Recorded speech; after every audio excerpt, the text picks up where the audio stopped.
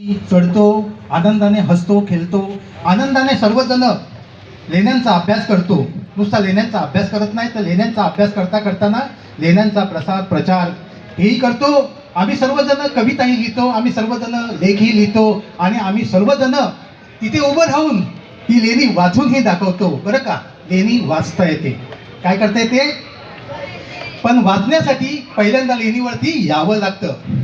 तर आजची ही जी कविता आहे ही लेणीवरचीच कविता आहे आणि ह्या लेणीवरच्या कवितेवरती एक आजी आहे जी 70-75च्या आसपास आहे आणि ती आजी आपल्या मुलाला म्हणते, काय म्हणते, पोरा लय शिकलास, हिंदी बोलतोस, इंग्लिश बोलतोस, हिंदी बोलतोस, इंग्लिश बोलतोस, मॅट्रिक झालास, पदवी मिळवलीस, आधी तरी वाचून दाखव, या दगडावर काय लिहिलंय ते सांगून दाखव.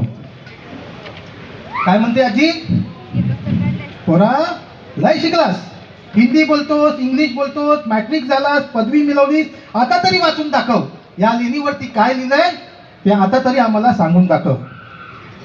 तुझा बा म्हणायचा, बरं का, तुझा बा म्हणायचा, माझा पोरगा एक दिवस हे वाचून दाखवल, या शिलेवर काय लिहिलंय हे सांगून दाखवल, वर्षांवर्षाचं हे कोडं आपल्याला सोडून दाखवल. काय म्हणते आजी, तुझा बा म्हणायचा, बरं का, माझा पोरगा एक दिवस हे वाचून दाखवल, वर्षांवर्षाचं कोडं हे सोडून दाखवल. आमचं आयुष्य, आजी पुढे म्हणते, आमचं आयुष्य भटाबामनानं जे सांगितलं ते खरं मानण्यात गेलं, आमचं आयुष्य भटाबामनाने जे सांगितलं ते खरं मानण्यात गेलं. आता तरी तू जागा होशील काय, या दगडावरती जे लिहिलंय, या शिलेवरती लिहिलंय, या लेणीवरती जे लिहिलंय, हे स्तूपावरती जे लिहिलंय, या मूर्तीच्या खालती जे लिहिलंय ते तू वाचून दाखवशील काय.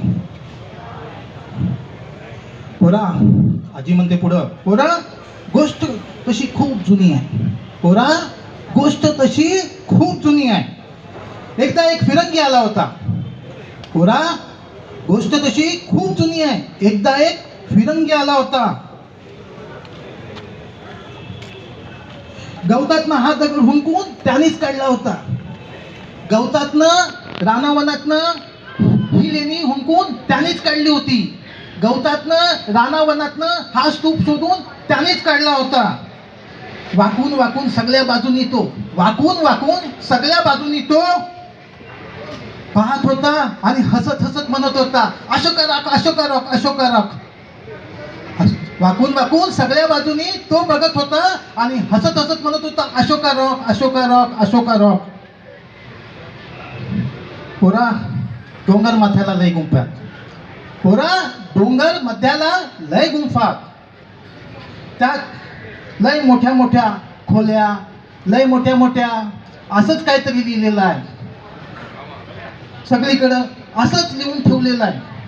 पोरा एकदा वाचून दाखवशील काय, पोरा एकदा वाचून दाखवशील काय, तुझ्या या आजीला हे काय लिहिलंय हे समजून सांगशील काय. तर ही होती छोटीशी कविता, जी कविता धम्मलिपी, जी कविता लेणीवरती असलेली लिपी, जी कविता स्तूपावरती असलेली लिपी, जी कविता भगवान बुद्धांचे जी वचनं होती ज्या लिपीमध्ये लिहिली गेली ती लिपी संबंधित धम्मलिपी संबंधी होती. मी आयोजकांचा पुन्हा एकदा आभारी आहे. धन्यवाद. याला अनुषंगाने